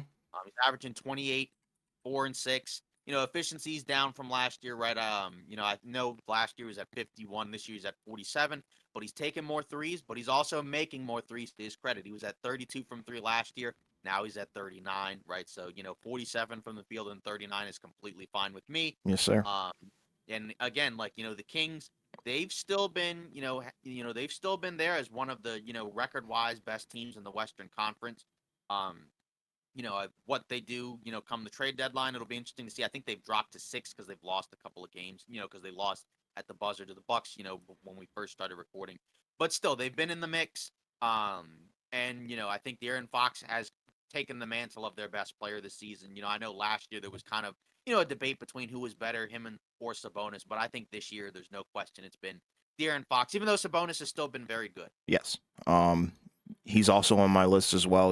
This guy is 7th in scoring in the NBA, so that alone should probably put him in the all-star category. But even the other stuff, like you were talking about, the efficiency, it's way up. And this is another guy who's steadily improved every single year he's been in the league. And it's really cool to watch and, see this guy's journey, because I know initially there were some questions on, who was going to be better, De'Aaron Fox or Lonzo Ball? Like, it's kind of wild that was a debate back then. And now look at where we are. I'm not going to get into that whole debate or anything because there's so many factors, injuries and all that, and systems. But regardless, Sacramento definitely has their guy, and they should definitely be able to lock him up long-term for a deal. Hopefully that happens. And, the guy is amazing. I mean, there's so many factors. Like you said, the scoring ability is amazing. His ability to get downhill should be fun to watch. And simply the speed, it's pretty otherworldly. Yeah. Next up, I'm curious to see, how many other people have him on the list. I feel like there's still going to be a decent amount of people that have him, and I have Karl-Anthony Towns on this all-star list. He's averaging 22 and 9, 3 assists, 50, 40, 90, right? 51, 42, and I guess 89.8. So, if you round up, it's at 90%. But regardless, the number one seed in the Western Conference, usually I feel like, the number one seed is going to have 2 all-stars. For the most part. And I think that second guy other than Edwards is Karl-Anthony Towns. I think he is more than settled into a number 2 role. I know it's kind of been a weird transition playing the 4, alongside Gobert, but I think he's handled it pretty well this season.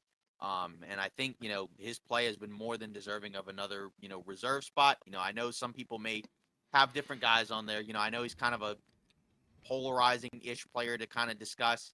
We'll see if he's on here, plays for the Timberwolves long term because their roster is going to get very expensive.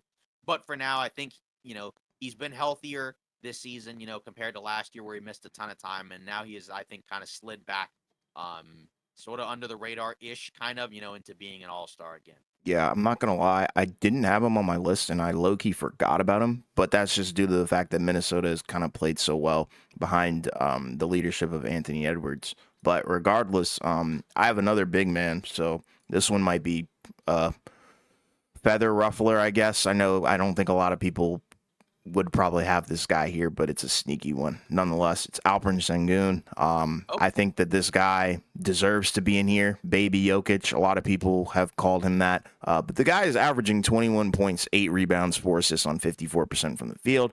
3-point percentage is really, really mid, but regardless, I think the guy's passing ability, his rebounding, and the ability to just score from anywhere inside the arc is really, really fun to watch. The defense is obviously an issue, but regardless, I think the things that he does offensively remind me of Jokic, just a little smaller. But man, oh man, I just really like the guy's game. I think it would translate to the All-Star game well because, the ability to throw flashy passes. just do flashy stuff with the basketball. It would be really intriguing, and I hope Houston tries to vote him in or something like that. But oh wait, this is not even the. I think the fan vote doesn't even have anything to do with the reserves, right?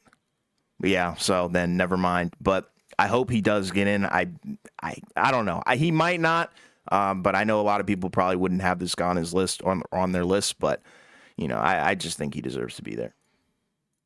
I mean, he could be on the list. I feel like if he gets in, it could be as an injury replacement. I just Hmm. don't know if he's going to be able to beat out, any of these other guys, because Yeah, all these guys, have also been relatively healthy.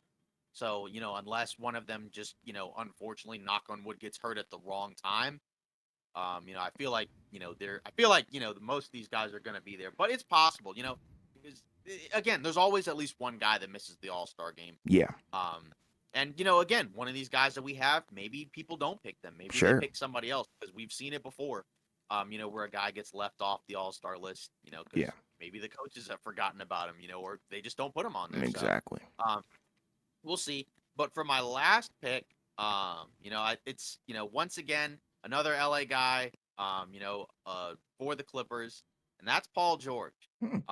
Because again, for the first stretch of the season, right, he was their best Clipper. Because Kawhi was kind of playing up and down. But since then, Kawhi's been their best Clipper. But Paul George has not really slowed down his play. He's still playing great. 24 points, 5.5 rebounds, 4 assists, 47 from the field, 42 from three. Again, like, he's been very good, to say the least. And I think he slid in, pretty well. I think his game was kind of the easiest, like, to make adjustments for, just because he's the guy that I think can handle playing off the ball the best. Just because he can do a lot of other things on offense. But regardless, again, you're getting the best out of these guys, with Harden. I mean, they're very efficient as well, right? I mean, Paul George's efficiency last year was fine, right? It was at 46, but the year before was at 42. I think that was the year where Kawhi was gone, right? So that makes sense. But again, like, pretty much a career year in terms of efficiency and from three. So I mean, you could say this is one of, not his best season, but one of his best seasons in recent years, right? Like, this is probably his best season as a Clipper. Yeah. I didn't have him there. I think that would probably ruffle a lot of people's feathers as well. I had two guys left. LeBron was on there. I just forgot to mention that he was on there, but he is coming off the bench for me. I know he's going to be a starter. I think everybody knows he's going to be a starter, but for me personally, I would just put Kevin Durant in there above him. But regardless, it's LeBron, and then my final guy is Chet Holmgren. I know that people are going to hate on that one a lot, I think, but I think the thing is, like, he's a rookie, right? We know that. But I don't think people expected him to come into the league and be as poised as he is. He's 55% from the field and then 40 from the three, which is really, really good. Free throws could be a little bit better, but regardless, almost 80%. But the real thing is the defense. He's averaging almost 3 blocks per game. And playing alongside a guy like Shea is kind of hard to do when it's like Shea's not one of the best facilitators, so you kind of have to get your own in that sense, if you know what I mean. So, for him to be putting up 17 alongside Shea is pretty cool. And, I just hope he really gets in there because I think he's one of the most efficient and fun to watch big men. And I think he deserves it. I think we'll definitely see him in that. Is it still? It's not rookie showcase, I guess, but Yeah, like, you're talking about the rookies versus rising world stars, thing or rising whatever. stars, Yeah. yeah, rising stars, USA whatever. versus world or something like that is what they call Yeah, it. we're gonna see him there, for sure. I don't feel like he's gonna end up being an all I star. know. I want him to be Again, so badly. yeah, because I think the thing is, even like as an injury replacement, I feel like there's a couple other guys that will probably Yes. get in before. Like, say, like, even like with Şengün, I feel like somebody, like, in terms of injury replacement, may look at Sabonis and just be like, hey, he was Yeah. an all star last year. Let's just put him in there as an injury replacement. Yeah, Even above like a Şengün, and then Şengün you'd have ahead of Chet. So absolutely. I mean, I don't know, like, yeah, but I again, it makes sense, like, in terms of he's played very well. I just Yeah. don't think he'll end up being an all-star, but There's other names for sure. I think, yeah. there's definitely names But that he definitely deserves some recognition for what he's been doing this season exactly. with the And that was Clippers. my little way of shouting him out because I'm telling you, I really like the stuff that he brings to the table. Like to be that intimidating on defense with his kind of Right. frame is very intriguing. Obviously, Wemby's kind of in that same boat, but then also to be that efficient is something that Wemby doesn't necessarily have. And it's also like, usually with the top seeds in their conferences, usually they have more than one all-star. Usually they have Yeah. two, because Hmm. it's kind of hard to be like a 1 or 2 seed, if it's just like one guy that's an Exactly. all-star, unless like you just have like a crazy, group of like, guys that are right below all-stars or something. Right. So that'd be kind of weird, right? Because again, like Boston and Milwaukee, they're gonna have multiple all-stars, as will Philly, right? And then Minnesota maybe will have multiple all-stars. They I don't should. know. But yeah, like I think they should, but who knows? They may not. OKC will probably have one. And then Denver will have one, right? Hmm. Because I don't think Murray's gonna be an all-star. No. Um, and I think then you can make a Clippers. case for him, but no. Yeah, you could make a case, but I don't think he's gonna get in over some of these other guys. No. I don't think he would get in over like a Paul George or like a Fox or I like don't a even think Denver. Chat would really get in over Paul George, but these are our personal lists and we have our own Yeah, reasons. So so not really that. I mean, the West was a little bit more different, but that's also because the West has like deep talent. yeah, Where a like plethora even of at the talent. bottom of the Western Conference, like or close to the bottom, like even like again, the Warriors and Lakers are in the 12 and 11 spot, right? And Yeah. they have guys that are going to be all stars. There's three guys between those two teams that are going to be all stars. Um, and then again, if the Grizzlies, it were healthier, right? I mean, I guess they wouldn't be the 13th seed, right? But still, like they have guys that are all stars. So Yeah. yeah, but let us know what you guys think about that list, about our list. Maybe you differ, or maybe you agree. Yeah. Let us know. But now we'll get into the last bit. In terms of news and rumors, I know people have been talking about the blowout stuff, around the league. Just like a quick thing. I think it's just mainly just been because the scoring, just like last year, has been crazy, and then everybody's taking threes. And then, like over the course of a game, if somebody has a hot shooting night, like the game is pretty much over, right? Like if a team, like that Bucks Celtics game, there was the one night where like every game was a blowout, and TNT couldn't even figure out which game to put on. Where like the Boston Oh yeah. Milwaukee game was like over in the first quarter, right? The Lakers Suns game was over after like 2.5 quarters, right? Then I think Oklahoma City won by like 60. I mean, like I mean that's just when a team has a hot 3-point shooting night, sometimes there's nothing you can do. And I mean, like, teams weren't doing that, like, say, 50 years ago, because there was no 3-point line 50 years Right. ago. So. And it seems like that kind of might tie back to a conversation we had at the beginning of the year last year where we were talking about like how potent the offense seems to be in the NBA. And I think that might be due to the fact that, obviously the game has been modified and tailored to offense. Guys are getting away with stuff that they weren't allowed to do, maybe 20 or 30 years ago. But, and people are creating new moves every single day, and we see them kind of be encapsulated in the NBA when we watch it. So I guess that's probably the thing is like people are definitely adapting on offense for sure. And the talent level obviously seems to be going up as well because I think, there's a saturation of talent where it seems like almost every team, has that one or maybe two guys that are just, on a tear. And that in itself, like if you have a tandem and then, a strong core around that tandem, like I mean, come on now. You should be able to win games by wild margins. But I guess it would also be like coaching and lineup changes as well. I think there's just so many factors, but it is kind of wild to see all these wild blowouts this year. I mean, a team like Detroit has won 3 games, and they have Kate Cunningham on their roster, Right. right? Like, if you rewinded, like a decade ago, right? Like when the Sixers were, losing games left and right, they had Hmm. no Cade Cunninghams on their roster, Right. right? Like It's a good point. he was hurt, so he didn't play. And then like just other teams like say like a Brooklyn, right? There was like that one Brooklyn team that was terrible, right? I can't remember which year it was, but they won like 9 or 10 games. They were Right. god awful. Hmm. But like they didn't have like those type of talent, right? Right. Like if you told me that a team that won 3 games, right, has a guy that's like that's a pretty good player, that'd be pretty surprising because like Yeah. just in general, you would think like a team that has 3 wins would have like no maybe not no, but like very limited amounts of NBA talent Yeah. on their I roster, got what you're saying. Yeah. which is kind of interesting because if you go back in the day, even if like again 10, 20 plus however many years ago, the worst teams in the NBA didn't have this type of that type of talent, right? Yeah. So, now we're getting into news and rumors. A decent chunk of information from Mark Stein. He mentioned, obviously he said, post Pistons Wizards deal, right? He said expect a lot more activity in the coming weeks, right? He had a Substack post, right, where he was saying like, say like a Buddy Hield, right, is a name that's been mentioned that Indiana is kind of maybe looking to deal to get like an impact player, right? Like they would be interested in a guy like a Siakam, but they also don't want to give up some of their other young guys like Benedict Mathurin, Jarius Walker. Really, So don't that want to give up Jarius Walker even though he doesn't play. Nice.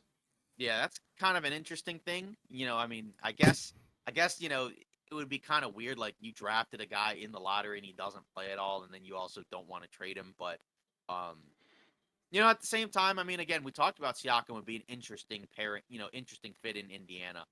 But do you give Obviously, up the farm for that? I don't think so. right, because that's the other thing, right? Because we know he wants a max, which I would imagine he gets a max from whoever trades for him if a Yeah, team trades I him. think he But would. yeah, it's just kind of interesting because again, like how much is a team willing to give up? But then, like if you're Toronto, how little are you comfortable getting back? Because it's like he's a good player that you probably shouldn't get like nothing for him. Like you would think you would get more than what you got for OG Anunoby, but again, are you going to be able to pull that off back to back moves? I don't know. Like we'll see. Yeah, it's tough. Because again, both guys are in a similar situation where they're both in the last years, quote unquote, of their deals, they have player options, right? So I'm assuming Siakam would opt out. And that's kind of the gamble, right? If you trade for him, what if it doesn't work out and he, leaves, right? Because I think that's the reason why they mentioned the Kings deal kind of fell apart because he kind of also was like, well, I don't know if Toronto is like a great fit, which I understand because like it is kind of a clunky, fit. And then, if it doesn't work out and then he's like, well, I'm just going to leave and go somewhere else where they give me a max, then, Sacramento's in a bind. So, Yeah, I get it, but I don't know. I still feel like he's gonna get moved. he will be It's kind of moved. I just don't think yeah, it's gonna be Indiana. yeah. It's just kind of hard for me to pinpoint exactly where it will be because, like, I'm I feeling still don't even. Dallas, dude. I think it's gonna be Dallas. Yeah, I mean, we'll see. And then he also mentioned Andrew Wiggins as another Pacers target, but he mentioned it may be difficult for Golden State to create a market for him because he's Yeah. not been very good to say the least. Mm, Um, that would be okay. kind of weird, like if Indiana missed on Pascal Siakam, and they're like, "Well, we couldn't get Pascal Siakam, but we could get Andrew Wiggins." I mean, like in theory, if he was actually good, that That would would be an kind of be like a amazing player. move. Yeah, if he was actually good, that would be kind of a player that would fit really well, right? That would kind of fit the prototypical athletic two-way wing, right? He Yes. was on a championship team. But then if he was actually good, Golden State wouldn't even be looking to trade No. him. So I mean, And that that's might kind that might be a sign that like Wiggins might be like done for, in terms of this season, maybe not like career wise, but this season I think, just gotta cut it at this point. You know what I mean?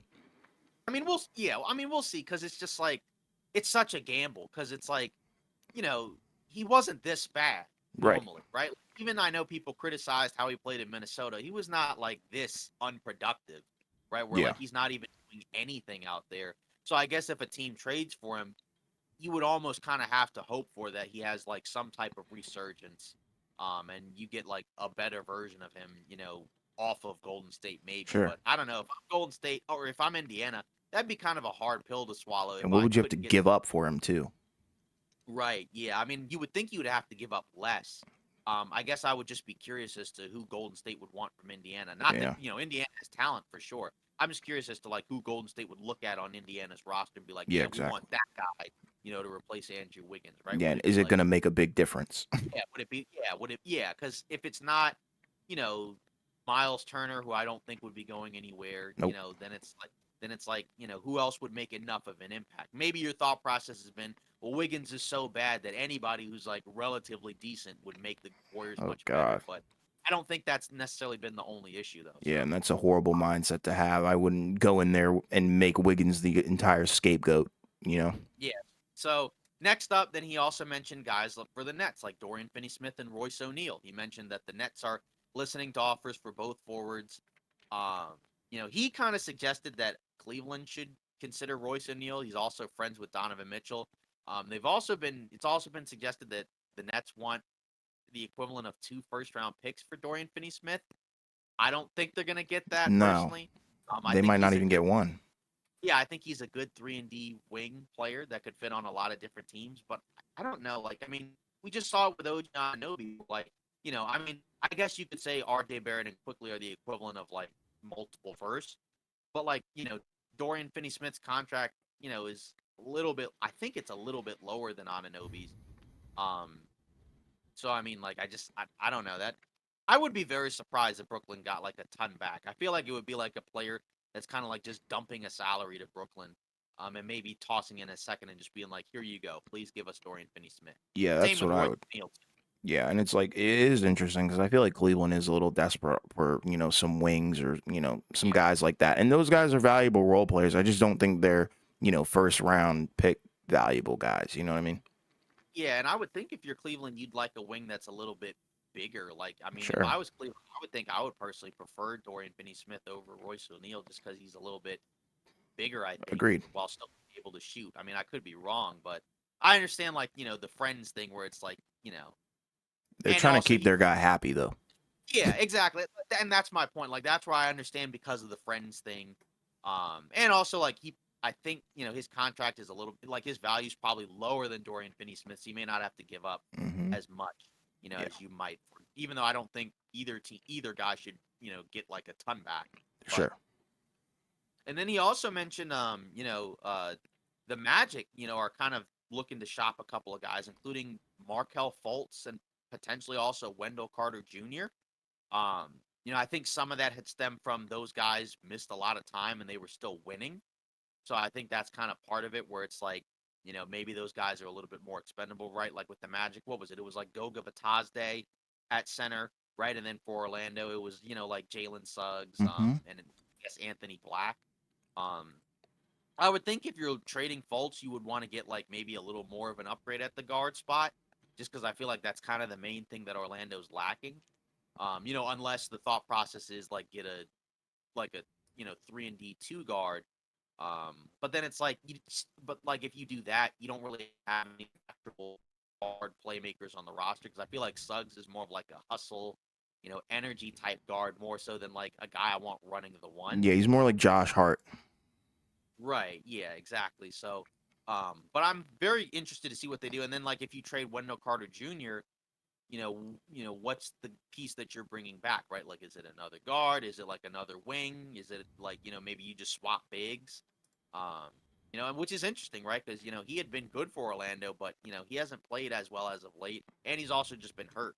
Yeah, I'd be intrigued by both those guys because I feel like their value would be relatively high, due to the fact that I feel like Markel Fultz's value is probably the most intriguing because I mean the sample size is so small, but he was kind of on his way back. Being the former number one pick, he was kind of on his way back. Not to like an all star or anything like that, but just to be a serviceable guy and a serviceable starting point guard. So I think he would probably generate a lot of interest, and so would Wendell Carter Jr. because I think his game translates to the modern NBA very well. Yeah, he's just been banged up. Yeah, Both of those exactly. guys have been banged up so much. I think that's kind of been the main issue for those two guys. Is they've been hurt. I Yeah, mean, Bolt's played in like what? Barely has he even matched 10 games yet at this I think point? he's at 8 games played, 5 games started, or something like that. Right. So yeah, because I mean, I think one of the last games before he had just recently came back that he played was when I saw him in LA, and that was in October. So Yeah, and Wendell Carter Jr. has played in 13 games, started 10. yeah, and I think that was also one of the last games he played in because then he was out for a while. Yeah, So, um, but either way, yeah, I mean, it'll be interesting to see what Orlando does but at the same time, like they're in a different spot than some of these other Eastern Conference teams where they're probably like just happy to be like, a playoff play-in team. yeah, Um, but you could also factor in like, Fultz is in the last year of his deal, so like how willing are you to pay him, let somebody else pay him, when we have all these other guards. So, we'll see. yeah. It should be intriguing. Um, and then he also mentioned, in his piece, about the Spurs dangling a couple of their forwards, Doug McDermott and Jetty Osman. Okay, interesting. Um, of those two guys, which guy do you think most teams would probably prefer? I mean, I Osman. would think, yeah, I would think Osman because I think he's a better defender while still being able to, kind of hit outside shots. McDermott's kind of more of like a microwave shooter that, Yeah, doesn't always hit shots. So, yeah, um, yeah, exactly. Yeah, if you look at Osman on the season, right, 48 from the field, 38 from three, right? I think that's more than serviceable. And then, you look at Doug McDermott, right? He's 46 from the field and 46 from three, which is insane.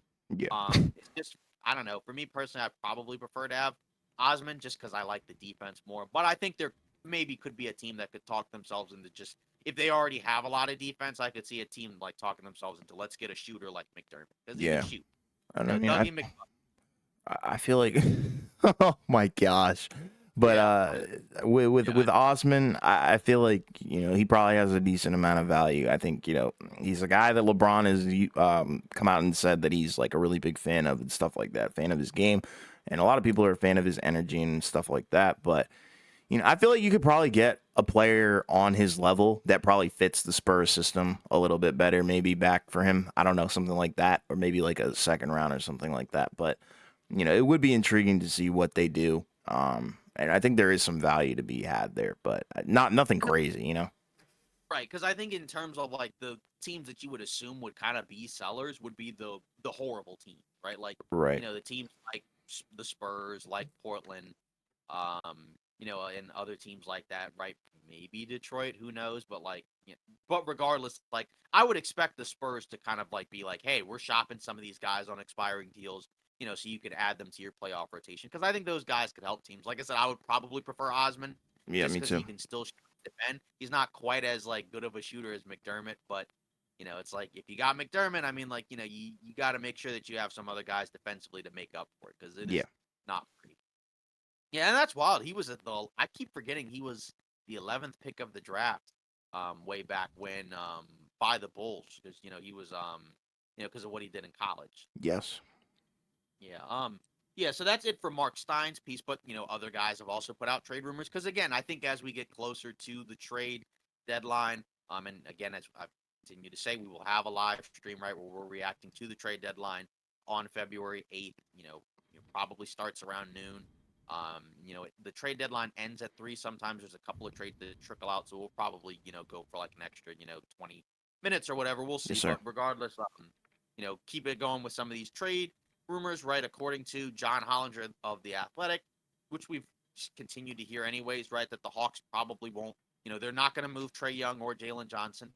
Makes sense, right? I think, Trae Young is your best player, right? Jalen Johnson, depending on how you feel about Murray, right? Third or second.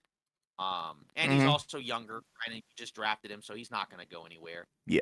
So that makes sense, right? Because again, the Hawks, they've kind of, I think, surprisingly, right? Given what we thought about them going into the season, they've surprisingly turned into a team that I think could also be a seller because they've also been bad. Yeah. And they may be looking to move on from a couple of guys. I mean, again, that makes sense. And then we'll move into, again, the continued rumors with DeJounte Murray and other teams, right? Obviously we've heard Lakers, Philly. We haven't heard as many like details in terms of like, what type of stuff would go out. It seems like the most we've heard about is from LA. From that perspective, I don't mean it from like that's where he's gonna go, but just like in Right. terms of the noise we've heard. Sure. Because what's been mentioned mainly is that I guess, Atlanta would want Austin Reeves in the deal. LA doesn't really want to do that. And if LA included Austin Reeves in the deal, right, then they would probably get another. Well, they would have to because the contracts, right? They would have to get another player from Atlanta, whomever that would be. Whether or not it's like a Bogdanovich or somebody else, I don't know. But I guess I would ask you, if you're LA, what do you think of that? Like, if from the perspective of like, do you think like if you're LA, like, because I don't look at Reeves as like an untouchable guy, like, because there's only a handful of guys I know. Like, he's a guy like in a tier where it's like we wouldn't trade him unless it's like for a guy that's like a real difference maker. Mm-hmm. Because again, I think both Levine and Murray are better players. It's just, is it worth it to, also include Reeves in the deal? But like, from this Atlanta perspective, would you do something like that, right? Like, would you, like, let's say if it was like, DeJounte Murray plus some other guy from Atlanta, whomever it is, and then you would have to throw in Austin Reeves and then either Rui or D'Lo, whichever one, right? Would you do that, or like, would you kind of just like stay away and like, like do something else? Like, if you had to include Austin Reeves in the deal. Like I feel like I'm in the same boat as LA. I know a lot of people feel differently about Austin Reeves. Some people think he's a glorified role player. Some people think he's an impact player. I'm more on the line of he's an impact player. So it's like I do understand that they don't want to give up Austin Reeves, because I think if we look at it between Austin Reeves, D'Lo, and Rui, I think Austin Reeves is probably the best one of the three. Do you agree?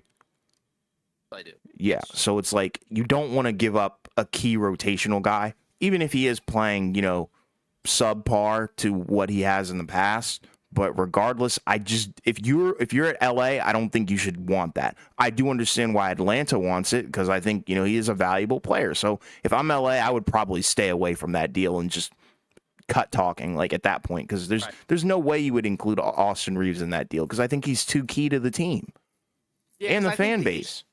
Yeah, because the thing is that I think is kind of intriguing is the fact that you know, you would think you would want to have them together, but at the same time, like you said, from Atlanta's perspective, like, well, we wouldn't just want D'Lo or Rui, Right. straight up for Dejounte Murray, which makes sense because he's way better than those two guys. Um, but then it's interesting because say with Levine, right? Like if you didn't include Levine in the deal, that would be kind of weird because both guys are two guards. Neither guy is a point guard.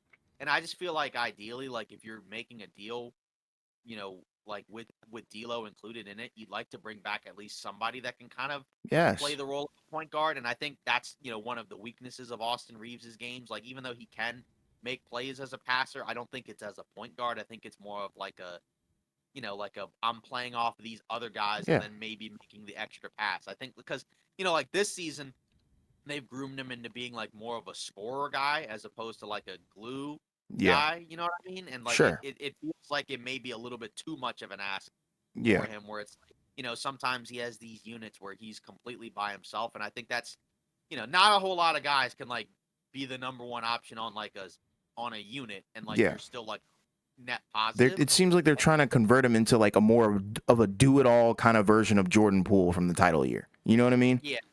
Yeah, and I don't know. I kind of prefer the version from last year Yeah, I don't where think he's he's like capable. yeah, where he's doing like a little bit of everything cuz like his defense has been a lot worse. Mm-hmm. His turnovers has been up, the efficiency's been lower. Um but yeah, like I'm kind of with you where like I wouldn't want to trade him. No. Like I don't think he's untouchable by any means, but it For also the kind of right depends price, on he's like gone. yeah, But not exactly. this Yeah. price. This is a Right. bad price. Right. Yeah. For the right price, then yeah, I would move him if it was like but like I don't know if I would necessarily feel comfortable doing that for DeJounte Murray because then No. then you got to figure out, the other parts like, who's the guy that starts alongside of him, is it like, are you really going to elevate like a Max Christie or a Cam Reddish to the starting two guard spot or are you going to put Torian Prince in the two guard spot? Like I don't know about that one. Yeah, Um it's tough, because but then you'd again, have I to also retool the entire starting lineup, the but I roster also itself too.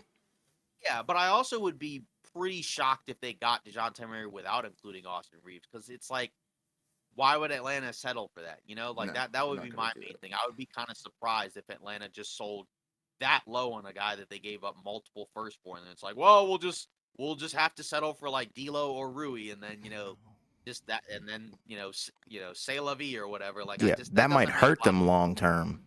You know? right. Yeah, like that's where I don't know. Like I don't know what ultimately happens with that, but I just think it's kind of a fascinating situation because we've heard so much about it.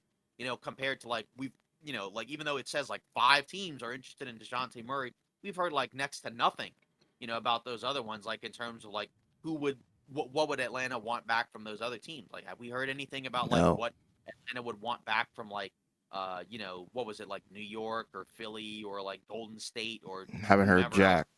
Yeah, we haven't heard anything. So Yeah. that's kind of the interesting, back and forth with all these trade discussions. Mm-hmm. So, um, and then also Jake Fisher from Yahoo Sports, he's also mentioned about Gordon Hayward being available for trade. Um, I Hmm. don't know who would necessarily trade for him, not because he's like a bad player, but like also the contract is pretty significant, right? He's still making like, what, around 30-ish million, something like So that. crazy. Or yeah, something around that number. I mean, I know he's in the last year of his deal. Now he also did mention the possibility of a buyout, which I think could make sense. Um, again, it kind of depends. I know if he got bought out, the teams in the second apron would not be able to get him. So I think that would include what teams like what was it like Boston, Golden State. I can't remember all the other teams. Well, like all the teams like the most expensive rosters, right? Who all those teams would be the teams that wouldn't be able to get him. But I just don't necessarily see him getting traded because I just feel like in terms of the money he makes, I'd be like it would be hard for me to assume that like a team that is already a contender would just have like close to 30 million that they could just dump and just be like, yeah, we'll just bring in Gordon Hayward. Like Yeah. I don't see that happening. I think it would be much more likely if he were to go to another team, it's on a buyout. Like, yeah, Yeah. he's making 1.5 million this season. Yeah, I just don't see a lot of teams buying into him, and especially the version of what he is now. I feel like, if maybe like 3 years ago, okay, yeah, I could see them, people buying in on a trade for him. But post injury, it's like, it's kind of a tough decision to make. But regardless, I think he's still like a pretty good player, above average player for sure. But I just don't think he really fits the Charlotte system and what they're trying to build towards. Yeah. Do you think you have like can you think of like a specific team you'd like to see him on if you were to Hmm. get bought out, or is it just like his game could probably fit, on any team, because he's a versatile wing. I know he hasn't been as good this year.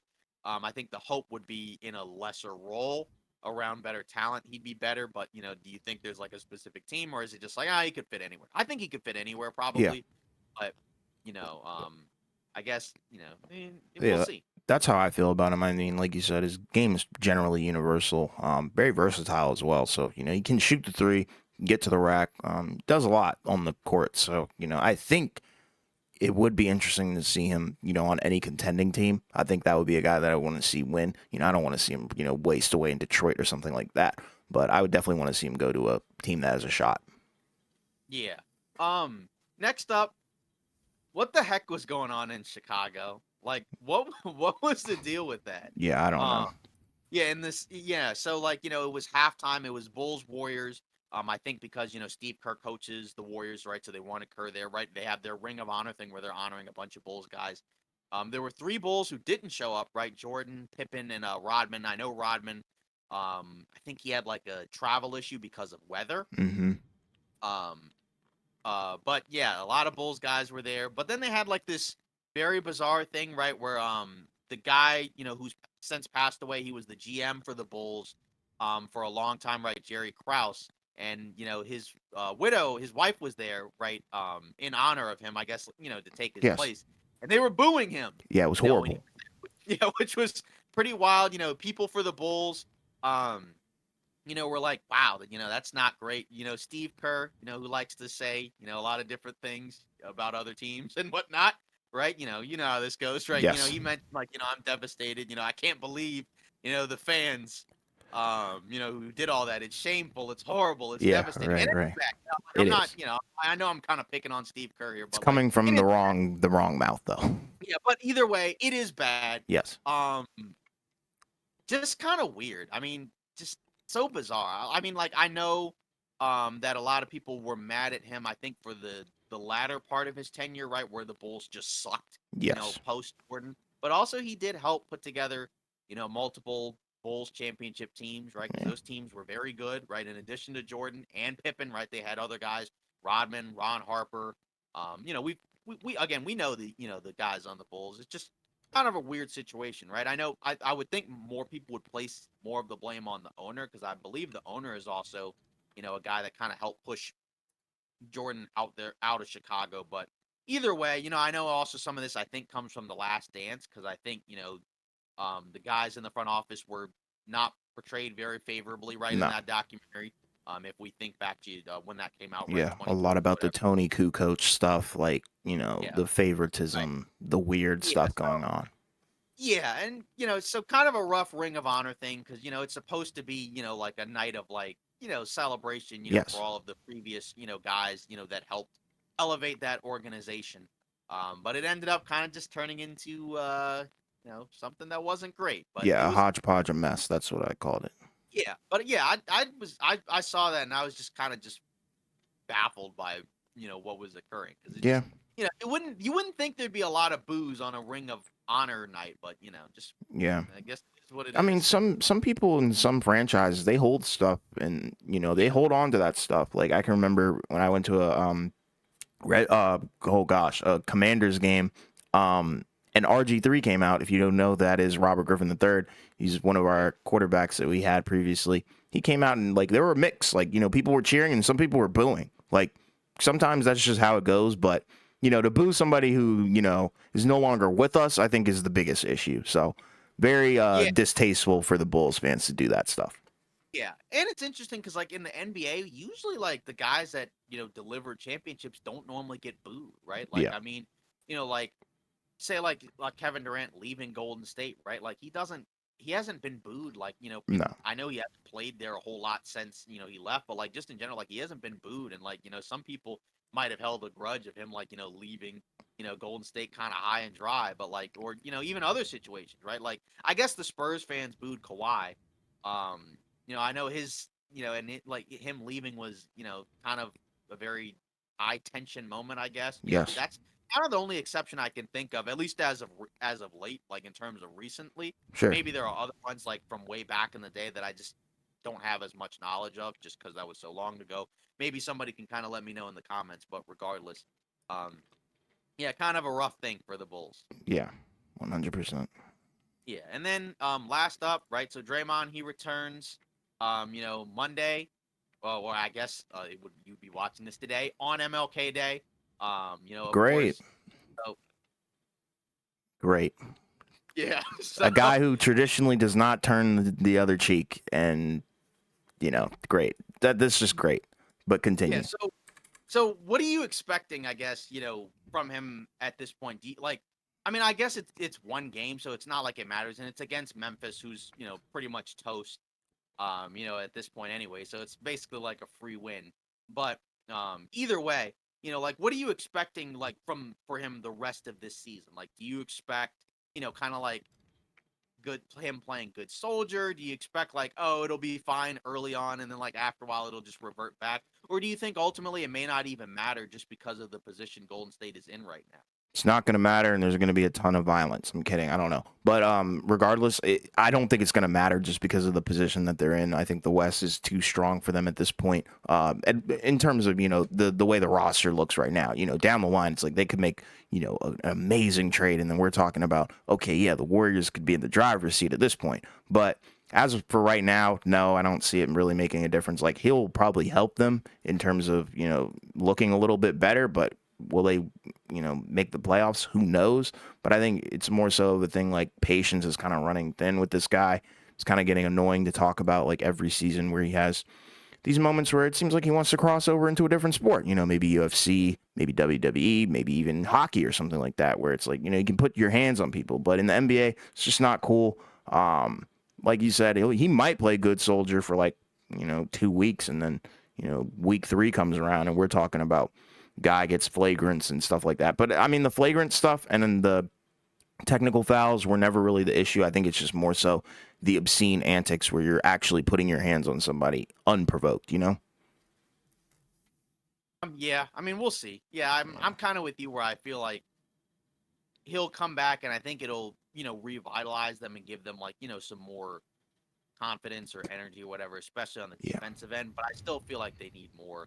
I mean, you need as long with the roster as currently constructed, you need Wiggins, to be better. Absolutely. You need other guys to just be more consistent. But it seems like that just hasn't been the case, for them this season. And then last but not least, it sounds like Dwayne Wade is gonna get a statue. Coming. I guess is it later this year? I guess. Right? Yeah, I think so. Yeah. Yeah, exactly. So, the first player in Heat franchise history to receive the honor makes a lot of sense, right? He helped them win, or he was the driving factor behind their first championship. He ended up winning 3 titles with them. One of the, better two guards, I think, in the NBA for sure. I think that much is obvious. More than deserving of getting a statue. I mean, the Wade County, right? He's got a county named after him. Makes a lot of sense. No complaints with this whatsoever. I mean, this is something that probably should have already been done, but we know it takes time, right? Like Kobe is going to get his statue, I think, next month, and he retired, a little before Wade. So Yes. And yeah, Dwayne Wade, shout out D Wade, total legend for sure. Definitely face of the franchise for Miami, and I think he will always be that. He won multiple titles with this team, kept them in contention for most of his tenure there. And yeah, amazing stuff. Obviously he didn't do it by himself, but he was one of the main pushing factors for why this team is probably built the way that it is. In terms of the culture. They instilled that culture and they haven't really let it go. So it's amazing. And I really like how it was like kind of like, I guess, a quote unquote surprise the way they unveiled it with Pat Riley and Right. stuff. And even Pat Riley still being around in the organization. That definitely is a huge tell to their culture as well. But yeah, Dwayne Wade, Spo, and Pat Riley, they're definitely the three driving factors for why that culture is there. And LeBron, obviously, too. But, yeah, shout out D Wade, man. Yeah, it's I think that's going to be really cool. The fact that we're getting some extra statues this year Yeah, for some legendary guys who were big, big factors for their teams. yeah. Uh, so yeah, that's it for today's episode of Off Ball Takes. Again, let us know your thoughts on what you thought of the All Star list. Right? Maybe you agree, disagree. Your thoughts on the trade, one of the most impactful, significant trades of our lifetime. Um, and in addition to that, the thoughts on everything else that we talked about. Again, if you comment, we will read your comment, at the beginning of the episode. Again, aside from that, don't forget to like, comment, and subscribe. Hopefully, you have a great Martin Luther King Day, and we'll see you Friday.